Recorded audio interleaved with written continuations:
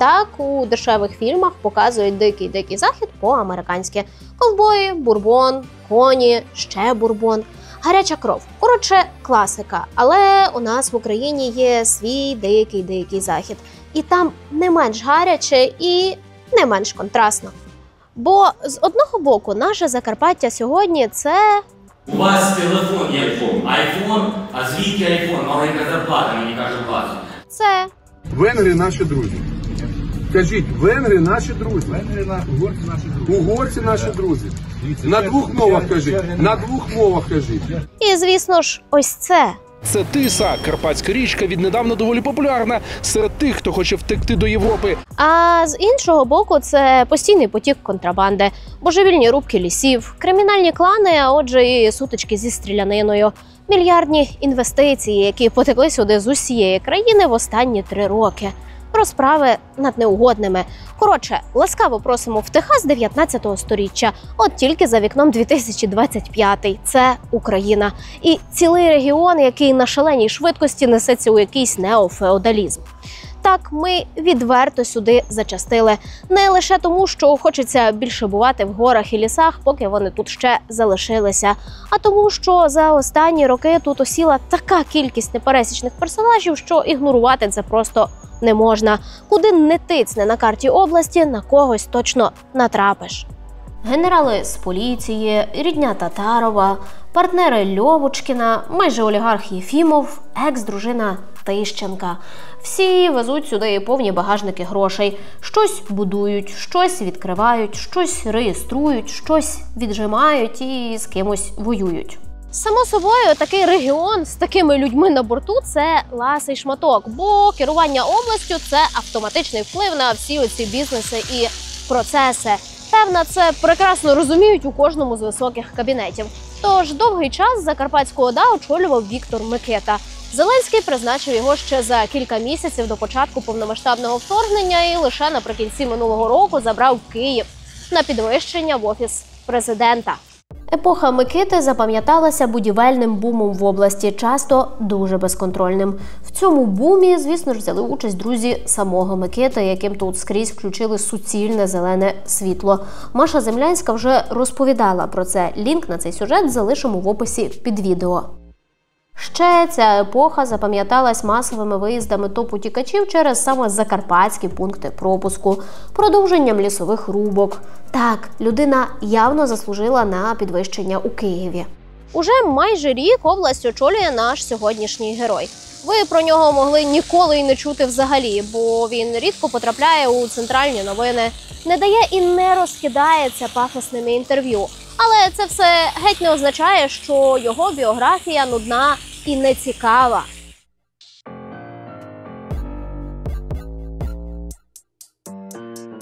Об'єднуємо наші зусилля для спільної мети, а мета у нас успішне Закарпаття. Продовжуємо співпрацювати так і надалі, примножувати, розпочати. Мирослава Білецького президент Зеленський призначив у листопаді 24-го. І вже пройшло достатньо часу, щоб зробити певні висновки. Основний з яких – це призначення стало масштабним компромісом. Бо новий голова регіону зав'язаний з просто силою селенною впливових людей різних епох, які претендують на свій шматочок сонячного Закарпаття. А ще має повну шафу власних секретів. Дуже дорогих секретів.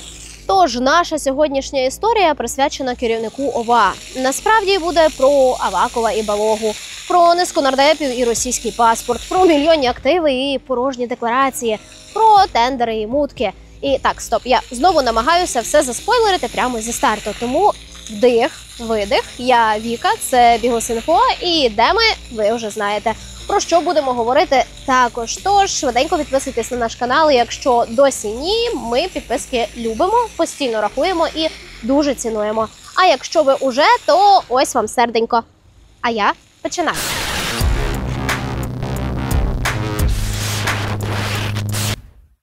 Мирослав Золтанович Білецький – 15 років в політиці, за які він встиг змінити аж 4 політичні партії. З листопада 24-го – голова Закарпатської обласної військової держадміністрації. Його попередник став заступником Єрмака в ОП.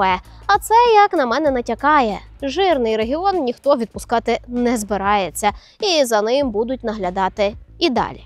Дуже дякую президенту України Володимиру Зеленському, уряду України, Верховній Раді за те, що ми ухвалюємо закони, за те, що ми спілкуємося, за те, що ми майже в онлайн-режимі вирішуємо дуже багато питань. Взагалі-то тут логічно було продовжити розповідати про біографію персонажа, але я хочу трохи забігти в кінець.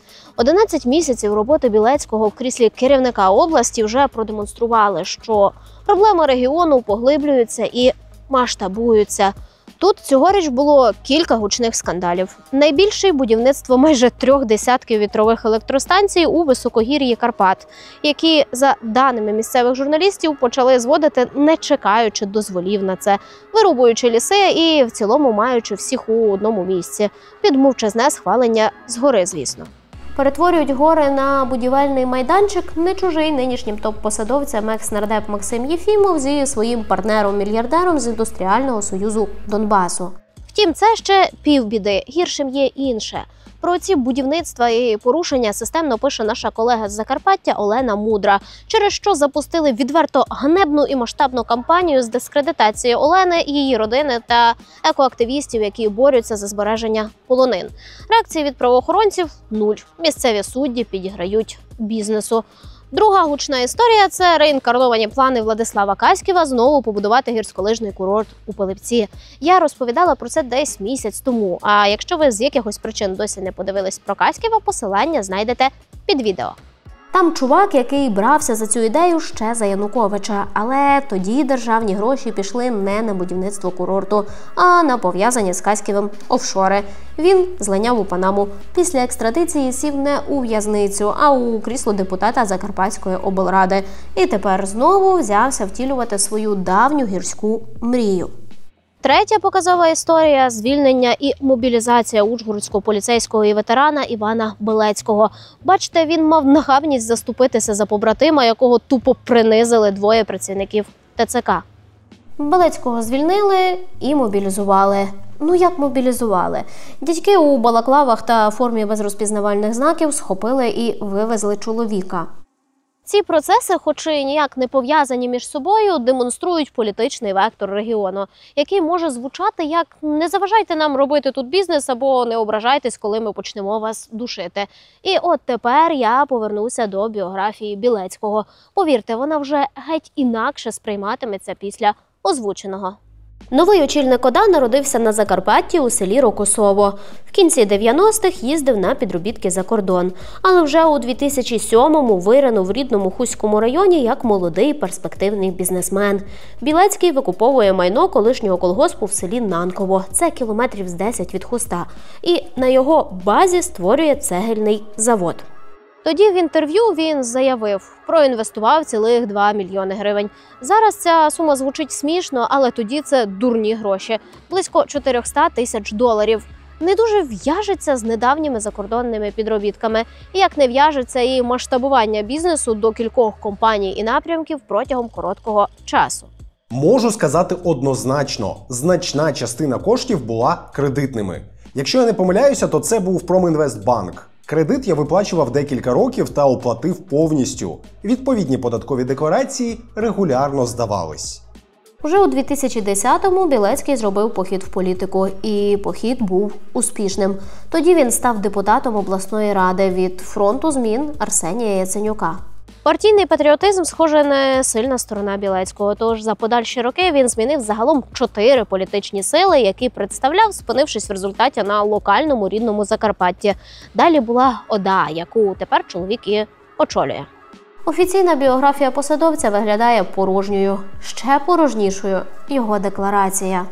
Там 1 квартира у селі, ще 1 орендована у Ужгороді, 2 старі трактори і 2 ескаватори. Все. Строката біографія, стрибки від підробітків до великого бізнесу та від бізнесу до політики і така порожнеча. Жодного слова про родину, жодного слова про активи, жодного слова про партнерів, жодного слова про зв'язки. Що ж, будемо виправляти. Я по черзі розповім про все, про що Білецький забув. Або приховав, або замовчав. І в кінці вам теж стане суттєво тривожніше за наш український Wild Wild West.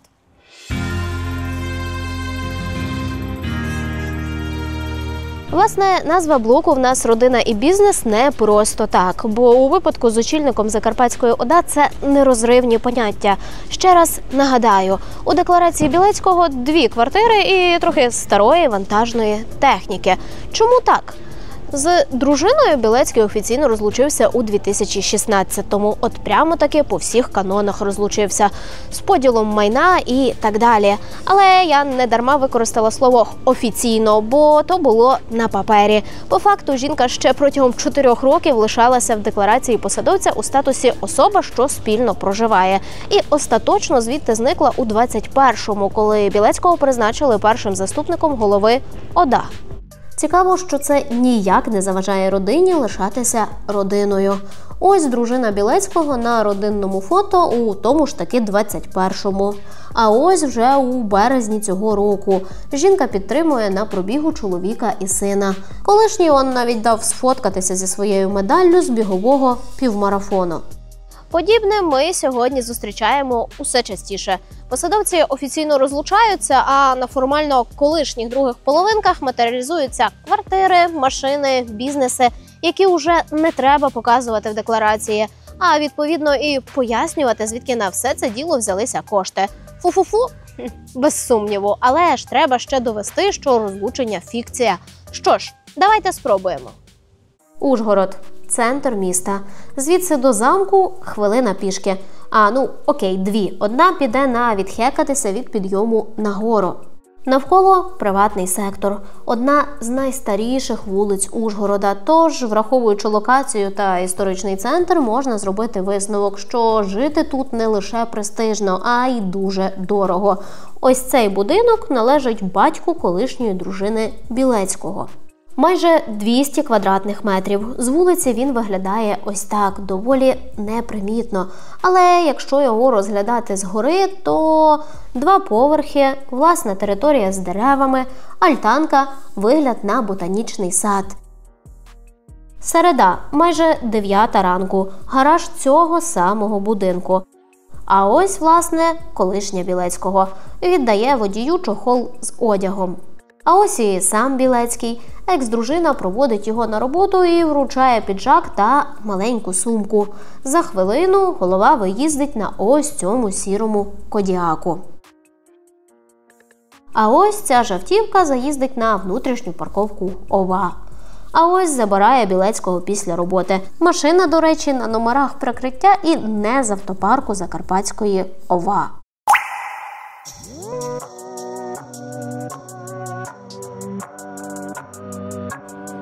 От чесно, коли треба швидко вирішити, на чому ж їхати, то я завжди за перевірений варіант. Не знайомий знайомого, не авто через Телеграм, а нормальний сервіс, який не видасть тобі авто, яке ще пам'ятає карантин. Це Катранс. У них більше 150 авто, від щоб просто доїхати, до щоб відчути себе ніби у кіно. Хочеш седан, хочеш позашляховик, навіть спортивні є. І головне, можна орендувати з правом викупу. Якщо дуже сподобалася машина, можеш залишити її собі. Тож, якщо шукаєш, де орендувати машину, зайди на katransrental.com.ua або знайди їх в Інстаграм. Ми перевірили, працює ідеально. Катранс орендував, поїхав і забув, що колись шукав таксі.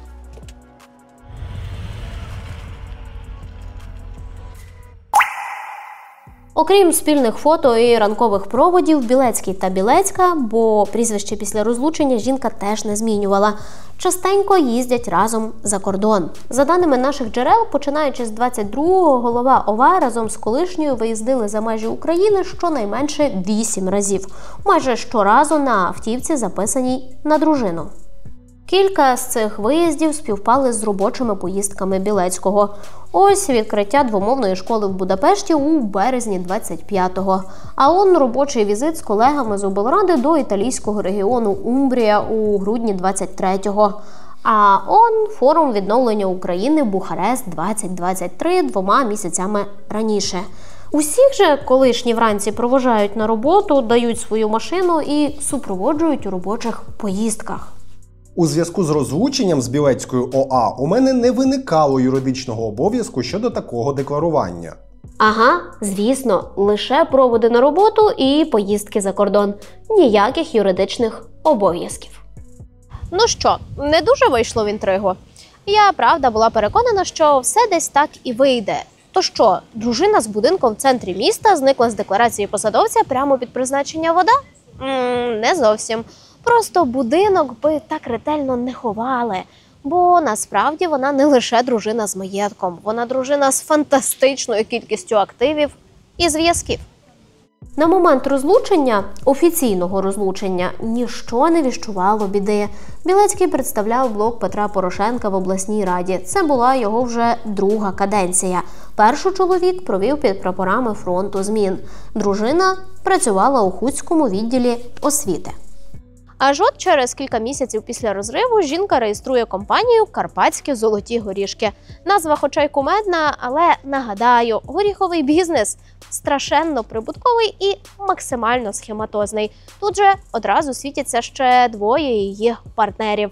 Перший – Валерій Лунченко, соратник екс-міністра внутрішніх справ Арсена Авакова і впливовий на Закарпатті народний депутат. Власне, самі Білецький і Лунченко були знайомі давно і були соратниками. Лунченко з Хуста і колись керував обласним осередком фронту змін, від якого обидва чоловіки і пройшли колись в облраду. Теж разом вони, Білецький і Лунченко, в той час купили локальну телерадіокомпанію. Далі Лунченко пішов в парламент, а Білецький замість нього очолив той самий осередок фронту змін. Таке давнє бізнесово-політичне знайомство. Друга партнерка – Світлана Мурашова. За даними медіа, сестра Ігоря Котвіцького. Тепер уже екс-нардепа, який починав колись водієм уже згаданого Авакова, а в результаті доріс до неформального звання його гаманця. Нині сам Котвіцький десь. Остання згадка про його родину датована березнем 22-го, коли «Українська правда» повідомила, що дружина екс-нардепа вивезла в Угорщину чемодани з 30 мільйонів доларів. Аваков черт? Угу. А я вам скажу, может, Аваков ангел, что терпит это все? Ми нерідко розповідаємо про стрімкі бізнесові успіхи дружин, мам і тещ. Але щоб прям аж так, від районного управління освіти до мільйонного бізнесу з найближчими до Авакова людьми, це, мабуть, вперше. І якось, знаєте, воно в них пішло. Бо за рік майже це ж саме тріо стали власниками ще однієї фірми – Мілкор. Майже те саме, бо Лунченка в цій конфігурації змінила його дружина. Мілкор – це не молочна ферма, якщо що, це фундук. Кажу ж, горіхи – це прямо тема. Он навіть назву на міжнародну змінили. Тепер не Мілкор, а Ukrainian Nuts Production. А Білецький скромно продовжував політику. Втім, у 2019-му, коли країна стояла на порозі кардинальних змін, а майбутнє, тим паче майбутнє представника БПП в обласній раді було, м'яко кажучи, дещо туманним, Білецький зненацька пішов до колишньої дружини в найми. Буквально став директором обох тих компаній, звісно, суміщаючи це з діяльністю політика. Усім би так розлучатися. Хотите рискнуть вопросами? Так чи інакше, перша половина 2019-го була штормова. Всі розуміли, що нові вибори багатьох залишать за бортом. І дуже старалися щось показати. Закарпаття старалося також. І взялося за масштабні ремонти доріг. Ну так, прямо під парламентські вибори. А коли ж іще? Нардеп Лунченко і місцевий депутат Білецький разом представляли цей суперпроект. Якщо раптом вам для чогось то треба, то це березень 2019-го. Цей день настав, як кажуть. Це важлива дорога М09. Вона з'єднує майже всю Закарпатську область. 6 районів точно. Я думаю, що за 3 місяці вона буде дороблена до Мукачева. Є певні кошти. Але прикол у тому, що цей день настав набагато раніше, ніж про це заявили двійко політиків. Підрядник, якого ще ніхто не обрав, почав ці роботи ще до офіційного проведення тендеру. Прозора прозорість по-українськи, ну чи по-закарпатськи. Вона виглядає саме так. Втім, знаєте, навіть у найтупішої схеми завжди є ще тупіше пояснення. Всі ми в основному думаємо, що схематоз з державним бюджетом – це обов'язково про офшори, засекречені рахунки, десятки компаній. Ну-ну, часто це якась банальна одноходовка, розрахована на те, що ніхто не зверне увагу. А ми звернули. І з'ясувалося, що підрядником цим була компанія ШБУ-77. Компанія велика. Величезна прямо. В список переможців закарпатських тендерів вона потрапляла так само часто, як і в численні журналістські розслідування. Ну, бо, по-перше, з 2017-го ця ШБУ натендерила на мільярди гривень. По-друге, колеги з NGL Media пов'язують компанію з російським олігархом Олегом Дерипаскою. Але воно все б собі йшло, як йшло. Аж от цей дивний фальшстарт з початком робіт до тендеру. Ми полізли дивитися і з'ясували, що ледь не одразу після того, як Білецький давав старт масштабним роботам, піарячи їх, ШБУ-77 почало платити зарплату старшому сину Білецького. Ну, тобто, розумієте масштаб? Я навіть не знаю, масштаб лицемірства чи що. Підрядник кладе на тендерні процедури, паралельно кладучи асфальт. Місцева політична еліта це піарить. Підрядник починає платити гроші сину цієї самої місцевої політичної еліти. Пам'ятаєте, я там на початку сказала, що біографію буде простіше розбирати, поговоривши спочатку про актуально сумний стан речей на Закарпатті. Оце якраз воно. Чи варто говорити про те, що в деклараціях Білецького нічого, абсолютно нічого з цього і близько не було? В принципі, логічно, не будеш же ти добровільно розповідати про примітивні мутки. Тим паче, коли збираєшся з Закарпаття перебратися в Київ, обравшись нардепом. Втім, ставка на дивне новоутворення імені колишнього прем'єр-міністра, це я зараз про партію «Стратегія Гройсмана», не зіграла. Білецький нардепом не став. Підозрюю, що сумував чоловік недовго, бо на Закарпатті таки було чим позайматися ще. Тим більше, що Лунченко в Раду пройшов, а Аваков втримав крісло міністра внутрішніх справ. І все ніби як непогано складалося.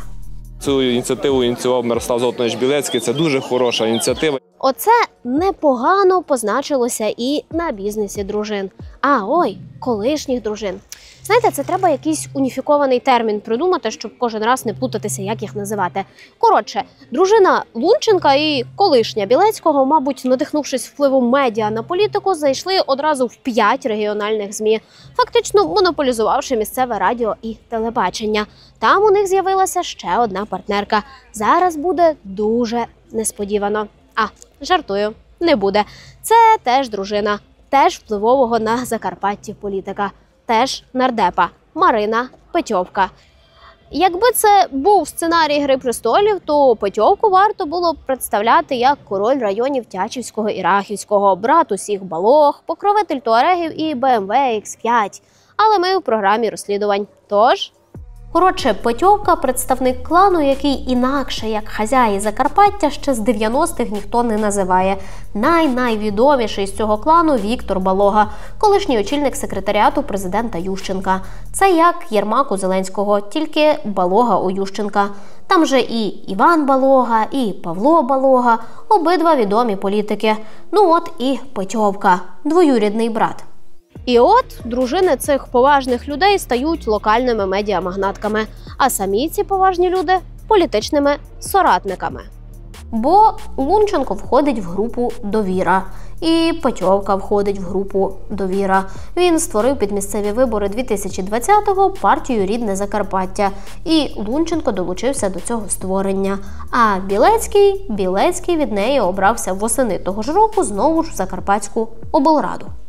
Бачите, оце все вам не розкажуть офіційні біографії. І декларації тим більше. А ми розкажемо. Але оскільки лише половина людей додивляється наші відео до кінця, скажу про важливе зараз. Ми дійсно любимо те, що робимо, і віримо в те, що наша спільна боротьба призводить до змін. Рік не закінчився, але на рахунку наших юристів вже десятки кримінальних проваджень, перевірок і моніторингів. Навіть шурму в Німеччині обшукують. Це теж після нашого сюжету, хоч він і був 2 роки тому. Але це я до чого? Ми часто розповідаємо про погане, але помічаємо і зміни. Та найшвидше про ці зміни дізнається наша спільнота. Насамперед тому, що ми з ними постійно спілкуємось, обговорюємо випуски та інші новини команди. Якщо ви ще не там, я вас дуже запрошую приєднатись і підтримати нашу команду. Це дійсно найкраща спільнота сміливих людей. Чекаємо вас там. Посилання буде традиційно під відео. А втім, знаєте, досі в моїй розповіді не звучало слово, яке, на жаль, асоціюється з Закарпаттям десь так само, як і термальна водичка в Косино. Це слово «контрабанда». Кордони одразу 4 європейських держав – Словаччини, Угорщини, Румунії та Польщі. Купа пунктів пропуску. Як же тут не контрабасити? І от в цьому контексті мені теж є що додати до біографії нового очільника області. Прямо перед тими самими місцевими виборами колишня-неколишня дружина Білецького починає ще один бізнес.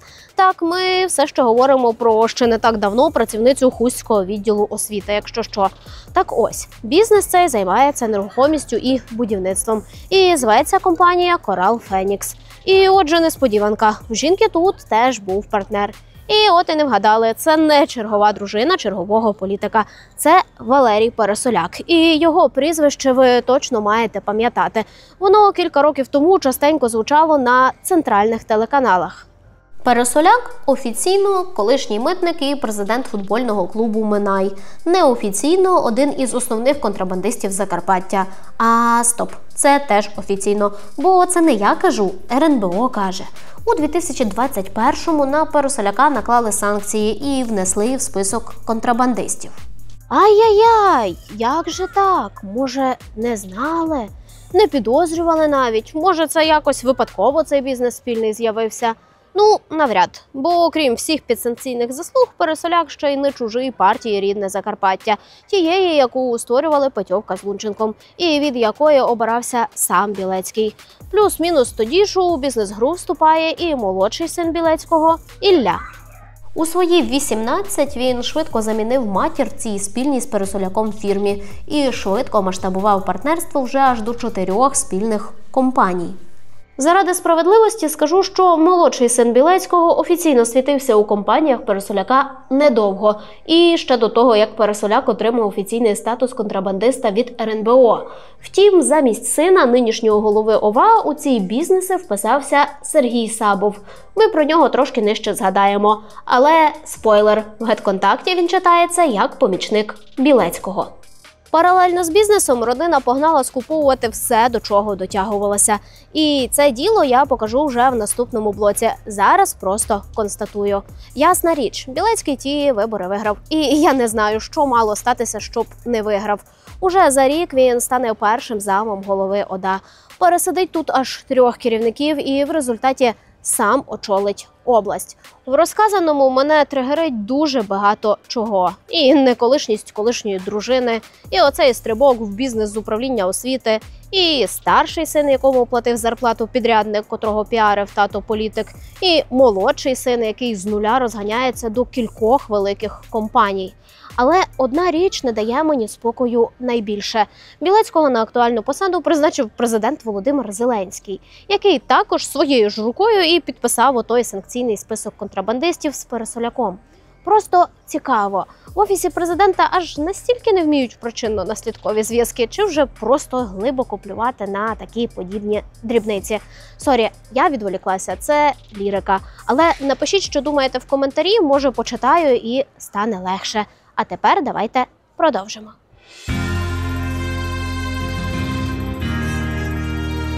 Основні активи родини зосереджені у Хусті та Шаяні, це десь за 110 кілометрів від Ужгорода, тож найлогічніше буде розповідати вам про них там, серед красивих гірських пейзажів.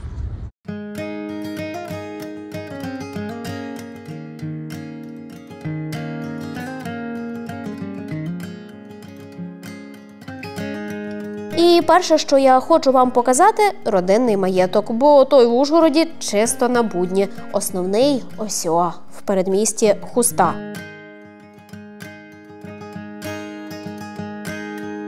Тут майже 300 квадратних метрів, ландшафтний дизайн, такий собі закарпатський тяжкий люкс. Десь там ще є басейн, альтанки. Коротше, все, щоб і показати не встидно, і пожити приємно. У вихідні тут можна помітити автівку колишньої дружини Білецького. Це Шкода Суперб 25-го року випуску. Бізнес родини Білецьких, якого, нагадаю, немає в декларації самого Білецького, це цілі веселі каруселі. Бо до дружини в якийсь момент додався молодший син. Потім до них додалася супутниця старшого сина, який нині є депутатом Хуської міськради і який за давньою сімейною традицією теж свою другу половинку чомусь не декларує. Чи готовий ти взяти за дружину Мирославу? Так. Чи готова ти вийти заміж за Дмитра? Так. Бачте, тут у дружини взяти готовий, а от у декларацію – ні. Ось ще фото, а ось іще фото. Та і у тому самому інстаграмі вона підписана прізвищем Дмитра. Так навіщо далеко ходити, якщо ось автівка записана на її тата, запаркована під все тим же самим будинком у Хусті. У мене не виникало юридичних зобов'язань декларувати обшитош Мирославу в попередніх щорічних деклараціях. Факт мого спільного проживання в 25-му році буде відображено в декларації, яка подається в 26-му. Пане Дмитро, уточніть, будь ласка, як так вийшло, що одружились ви у 21-му? Принаймні про це свідчать соцмережі. Соціальні мережі не є надійним джерелом інформації. В житті, на жаль, все складається по-різному. Так, відволіклась на ці інстаграмні справи. Давайте до бізнесу. Йдеться не про одну компанію і не про 10. Тож я не зумію розповісти про кожну. Тим паче, що там в них ще є купа партнерських хитросплетінь і взаємних переписувань часток одне на одного. Але я можу розказати про сектори, які займали або ж продовжують займати Білецькі на Закарпатті. Ми вже згадували про горіховий бізнес. І про медіа. Не згадували про агентства нерухомості, про будівництво і про виробництво кормів для тварин. З цими кормами сумна історія пов'язана, до речі, бо партнером Білецької старшої в цій фірмі був Артур Шерегі, місцевий посадовець. В нього в результаті журналісти знайшли російський паспорт і не менш російські активи. Шерегі з бізнесу врешті вийшов, а Білецьких ця історія якось ніби і не торкнулася взагалі. Ну, подумаєш, контрабандисти, росіяни за паспортом. У всіх же так бізнес в Україні будується. Хіба ні? Що ще? Перевезення, у сенсі автобусні. Тут теж є історія, бо компанія та отримує держзамовлення у Хусті. А це ж типу конфлікт інтересів для посадовця. Тому компанію Білецькі переписали на дядька, який мав би, мабуть, грати роль випадкового бізнесмена. А насправді ж фотографується з Білецьким головою, з Білецьким старшим сином, з Білецьким меншим сином. Дуже багато фотографується, а в гет-контакті пробивається як помічник Білецького. Сховали як могли. В якийсь момент до цього переліку додався і власний бренд одягу, бо ж куди без нього? Дружина Білецького старшого, яку той не декларує, з недружиною Білецького молодшого, яку той теж не декларує, ось разом на відео якраз на відкритті цього самого бренду. Ще було будівництво торгового центру, найбільшого на Закарпатті. Це так, до слова. Ось він, якраз в самому розпалі будівництва. Воно і не дивно. Уже у грудні попередньо планують відкриття. Там ще і Пересоляк, і родина Петьовки. І тут для справедливості маю сказати, що невеликий бізнес у родини невістки був ще до весілля. Оно він там, позаду. Зокрема, готель «Перлина Закарпаття». Але ні сама «Перлина Закарпаття», ні офіційні доходи не корелюються з часткою у зведенні найбільшого і чи не найпафоснішого ТРЦ у Закарпатті. Офіційні доходи і на саму «Перлину Закарпаття» не сильно то натягуються. А це у вас картою взагалі не можна? Це просто, щоб якщо... Просто є такі дні, коли потрібна дуже готівка. А чого? Треба за товар розраховувати зарплати. І це ж я тільки про бізнес закінчила розказувати. А є ще майно. Я, правда, намагалась крутити як могла, але з пісні слів не викинеш. З декларації можна, а от з пісні – м-м. Тож сини гектарами скупили ділянки у полі біля курортного Шаяна. Гектарами Це не фігурально – 24 гектари в курортній частині Закарпаття. Не думаю, що в калькуляторі вистачить ліміту цифр, щоб порахувати вартість. Невістка чи колишня невістка, пофіг. Минулоріч зареєструвала 220 квадратів он там, в самому центрі Шаяна. Це ЖК «Шаян Люкс Хаус» – елітний клубний будинок. Неймінг відверто стрьомний, але сам ЖК в центрі курорту пафосний. Квадратний метр тут, як підказує Лун, коштував під 2000 баксів. Ці 220 квадратів – це квартира на 70 квадратних метрів та 3 комерційні приміщення. Комерційні можна придбати. Ось є за майже 165 тисяч баксів, ось за 120 і найменше на 36 квадратів за 92 тисячі баксів. І ділянка під всім цим люксовим люксом теж у власності невістки. Бачите, на паркінгу ЖК цей чорний суперб. Це ще одна машина колишньої дружини Білецького-старшого Оксани 2022 року. Та сама, про яку я згадувала на початку. Нею Білецький голова і його колишня-неколишня виїздили за кордон щонайменше 7 разів. Поруч базар з торговими приміщеннями, загалом на майже 1000 квадратів. Він теж власність Мирослави Обшитош. Не дружина Білецького-молодшого володіє у Шаяні ще кількома земельними ділянками. Загалом це десь 4 гектари. А ось майбутній ЖК у Хусті.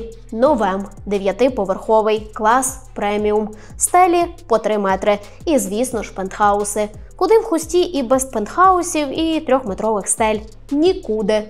Замовник будівництва – компанія «Новем», за якою стоїть Київ Білецьких. Ось як будівництво коментує син Мирослава Білецького Дмитро. Я є учасником акціонерного товариства «Закритий недиверсифікований венчурний корпоративний інвестиційний фонд Estate Finance», управління яким здійснює керуюча компанія. Керуюча компанія здійснює інвестиції в активи для максимального прибутку учасників. Жодного юридичного відношення до ТОВ «Новем» я не маю. Забула сказати, ніяких проблем з дозвільними документами тут у родини, звісно ж, не виникло. Було б дивно, погодьтесь. Та і любов до ЖК преміум-класу у родини Білецьких проглядається давно.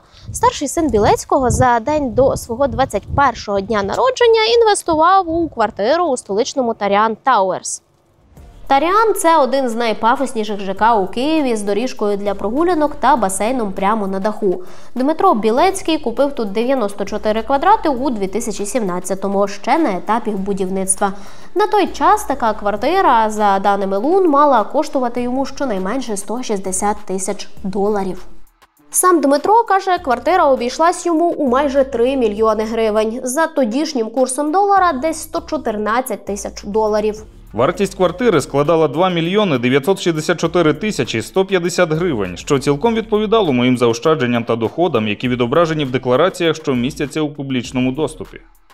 Ще 2 квартири є у неневістки в ось цьому новенькому ЖК в Хусті. З одного боку парк, навпроти міська рада. В оголошеннях з продажу просять по $1500 за квадратний метр. У реєстрі відсутня квадратура цих квартир, тож не можу напевне сказати, у скільки ця покупка могла обійтися. І попри очевидну карикатурність, комічність і, певно, навіть сюрреалістичність у цього гіпертрофованого родинно-політичного бізнесу, ви все одно ж можете зауважити таке. Білецький хоч і давно, але прийшов в політику з бізнесу. Правда? Правда. Тож, мабуть, міг на все це заробити ще тоді, але приховав. Наприклад, що підступний ворог не дізнався про люксово-критичні об'єкти представника держави. Може таке бути?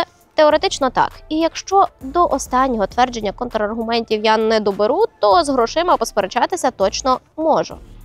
З бізнесу в політику Білецький прийшов, офіційно декларуючи $37 тисяч, 28 тисяч євро і 2 з гаком мільйони гривень. Непогано, але не те, щоб дуже вражаюче.